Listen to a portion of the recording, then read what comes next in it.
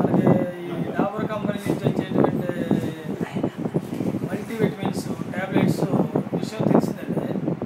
అయితే ఇది సిల్వర్పేట RRHDS సంస్థ ద్వారా పంపిణీ జరుగుతుందని మన భక్తులు అరుణ్ కుమార్ గారు తెలియజేశారు.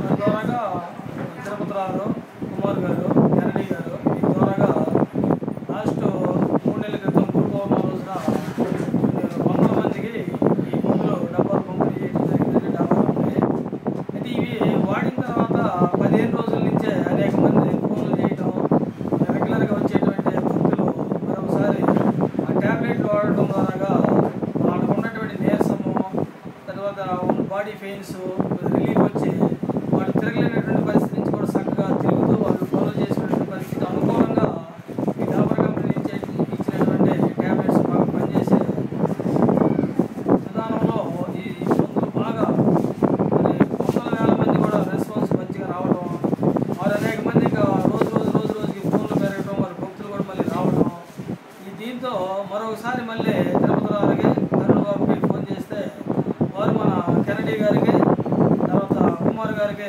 ఇంటిమేషన్ చేసి ఈరోజు స్వామివారి యొక్క ఆరాధన మహోత్సవం సందర్భంగా 10 లక్షల రూపాయల యొక్క మెడిసిన్స్ పంపించడం జరిగిందండి. ఈ మెడిసిన్స్ని 100 మందికి ఈరోజు పంపిణీ చేశాము. ఇంకా కొద్దిగా ఉన్నాయి, రేపు ఎల్లుండి కూడా ఇంకా భక్తులు రావాల్సినటువంటి వాళ్ళు ఉన్నారు. ఈ యొక్క విలువైనటువంటి మెడిసిన్స్ మన ఆశ్రమంలో పంచిపెట్టేదానికి చక్కగా సహకరించినటువంటి మన కెనడీ గారు, కుమార్ గారు, తిరుపతిరావు, దేవిసింగ్ నాయక్ గారు, అరుణ్ కుమార్ గారికి ఆశ్రమం తరఫు నుంచి కృతజ్ఞతలు తెలియజేసుకుంటూ ఆశ్రమం తరఫు నుంచి దివ్యమంగళ శుభాశీస్సులు తెలియజేస్తున్నాము.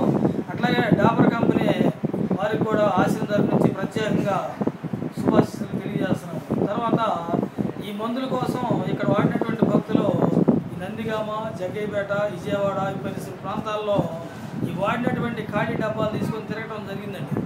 ఎక్కడా కూడా దొరకల.